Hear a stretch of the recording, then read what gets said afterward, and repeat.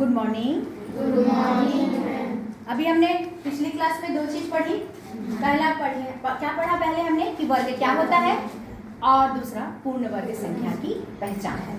दोनों पढ़ लिया। अब हम आते हैं कुछ पूर्ण वर्ग संख्याओं के गुण के बारे में पढ़ेंगे। तो पहली चीज हमने क्या देखा, चलिए एक एकम एक, दो दूनी चार, तीन का वर्ग तीन गुणी तीन बराबर 9, चार का वर्ग चार गुणी चार बराबर 16, पांच का वर्ग पांच गुणी पांच बराबर 25। उसके बाद छह का वर्ग छह गुणी छह बराबर 36, सात का वर्ग सात गुणी सात बराबर 49, आठ का वर्ग आठ गुणी आठ बराबर 64, नौ का वर्ग नौ गुणी नौ बराबर 81, 10 का वर्ग 10 गुणी 10 बराबर 100, 11 गुणी 11 बराबर 121, 12 गुणी 12 बराबर 144। सामने में लिखा हुआ है, देखें यहाँ पे ये 13 गुणी 13 बराबर 169। उसके बाद और कौन सा दिया है, इसी तरीके से देते गया है 324, 256, 625 ऐसे। अब मुझे बताओ, ये हमने पूर्ण वर्ग निकाला, क्या किसी पूर्ण वर्ग के इकाई के स्थान पर दो है? अवलोकन कीजिए, दो किसी में भी नहीं है। तीन है नहीं है, सात है नहीं है। इसका मतलब यदि आपको कहा जाए देखकर बताओ, सिर्फ तुमको संख्या को देखना है और बताना है कि ये पूर्ण वर्ग है या नहीं, तो जहां पर इकाई के स्थान पर 2, 3, 7 हो वो पूर्ण वर्ग कभी भी नहीं होगा। आपकी प्रश्नावली में एक सवाल है, जल्दी से पलटिए आप। प्रश्नावली 1.1 पेज नंबर 7 प्रश्न क्रमांक 2, निम्न संख्याओं के पूर्ण वर्ग न होने का कारण बताइए। ठीक है, कभी भी जोड़े में होना चाहिए। और एक चीज और, कोई भी संख्या यदि पीछे में हो तो शून्य या दो, ठीक है। 400, 900, मतलब पीछे में कितना होना चाहिए बेटा, या तो 2 शून्य होना चाहिए या 4 शून्य होना चाहिए। जोड़े में भी शून्य होना चाहिए, तभी वो क्या होगा, पूर्ण वर्ग होगा। तो चलिए बताइए, पहला कुणाल पहला प्रश्न बताएंगे। 12,000 लिखा है, क्या ये पूर्ण वर्ग है या नहीं है? इसका मतलब हाँ है। क्यों है? कितने शून्य हैं? क्या ये है लिली? नहीं है। क्यों नहीं है? क्योंकि कितने शून्य हैं इसमें? 12,000 में 3 शून्य। इसका मतलब आप पीछे में बैठ के ध्यान नहीं दे रहे हैं।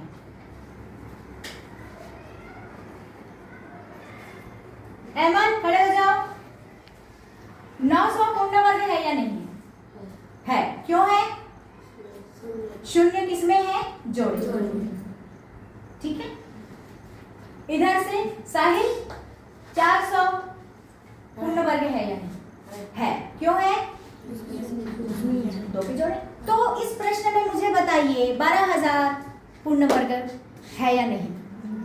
नहीं, क्यों? क्योंकि इसमें 3 शून्य दिए हैं। नेक्स्ट 1227, 1227 प्रश्न हल कीजिए, क्या ये पूर्ण वर्ग है? नहीं, क्योंकि लास्ट में क्या है बेटा? 7 है। 790 नहीं है। क्यों? क्योंकि लास्ट में शून्य है, एक ही है शून्य। उसके बाद 205 नहीं है। क्यों?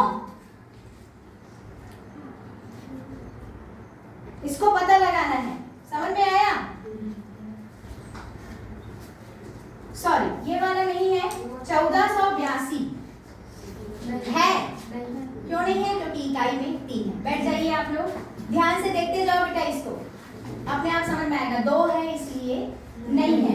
उसके बाद क्या है? 16 ये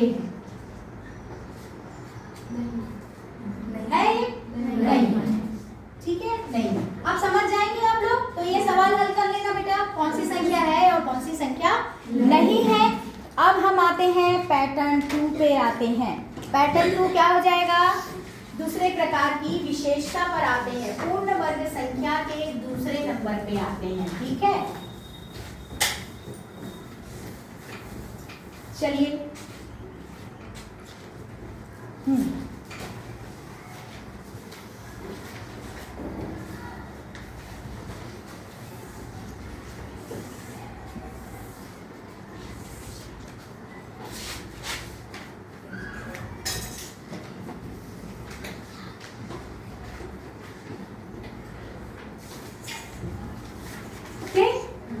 सबसे पहले मैंने बनाया एक बिंदु बनाया। उसके बाद मैंने 3 बिंदु बनाए। तो कितना हो गया जी? डब्बा बना 1 2 3 4। एक को मैंने किसके साथ जोड़ा? 3 के साथ जोड़ा, तो ये कितना हो गया? 4 हुआ। उसके बाद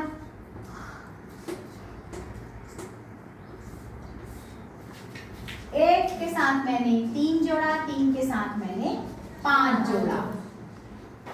कितना है? पूर्ण वर्ग आया।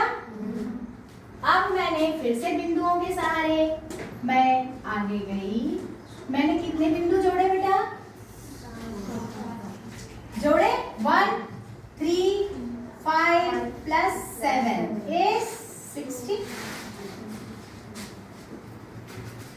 आ रहा है समझ में? अब मैंने 1 2 3 4 एंड 5 1 2 3 4 कितने जोड़े बेटा मैंने? 9।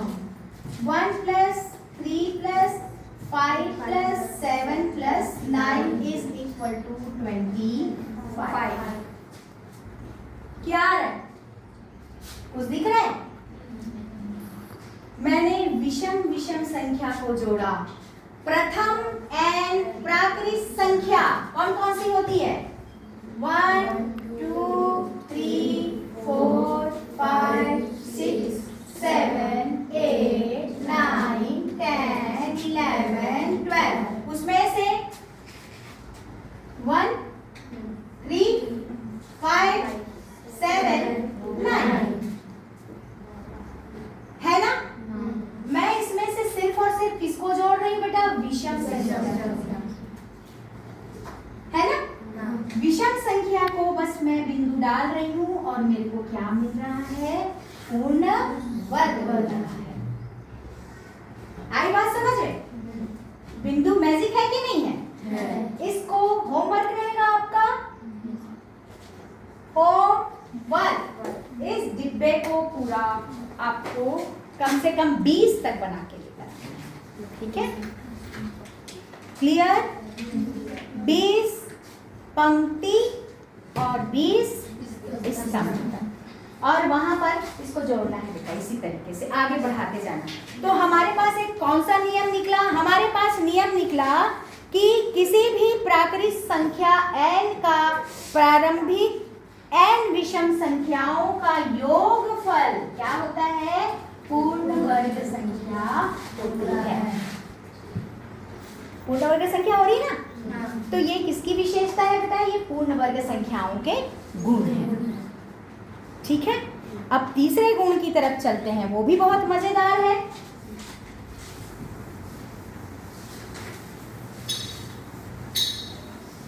चलिए,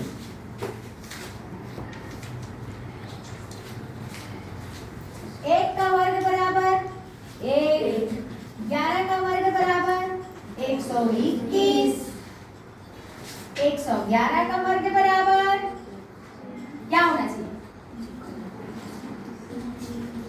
सोचो क्या होना चाहिए? देखो ना, 1 2 1, ये क्या होगा? 1 2 3 2 1। इसके बाद वाली संख्या 1 2 3 4 3 2 1 1 1 1 1 2 3 4, 1 2 3 4, ठीक। उसके बाद वापस लौट जाना, इसमें 1 2 1 2 1, इसमें 1 2 3 1 2 3 2 1, है ना। अब अपन आते हैं 1 2 3 4 5, कौन बताएगा क्या आएगा जल्दी? हाँ बोलो। 1 2 3 4 5 4 3 2 1। इसी को आगे बढ़ा सकते हो। चलो एक और कर लेंगे, मजा आ रहा है ना। 1 2 3 4 5 6 स्क्वायर is 1 2 3 4 5 6 5 4 3 2 1। मजेदार है? ये है संख्या, है ना। अब इसके बाद एक और अपन पढ़ लेते हैं और पाइथागोरस थ्योरम को कल पढ़ेंगे। एक बहुत ही खूबसूरत सी चीज है, आप देखिए, ये भी पूर्ण वर्ग संख्याओं के गुण के ऊपर आता है। चलिए ध्यान से देखें, 4 का वर्ग ऋण 3 का वर्ग, आगे पीछे वाली संख्या को करना है, ठीक है। क्या करना है? बड़ी संख्या का वर्ग 1 2 3 4 होता है ना, जैसे कि अपन लिखे 1 2 3 4 5 6 7 8, ठीक। अब 4 चौक क्या हो गया 16, और ये क्या हो गया 3 दिया 9, 16 में से 9 गया 7, 4 धन 3 आया 7 कि नहीं आया? चलो अब कौन सा करें? 5 का वर्ग ऋण 4 का वर्ग, ठीक है। करो इसको, कितना आ रहा है चलो देखो, या दूसरा चलो करके देखो, आ रहा है?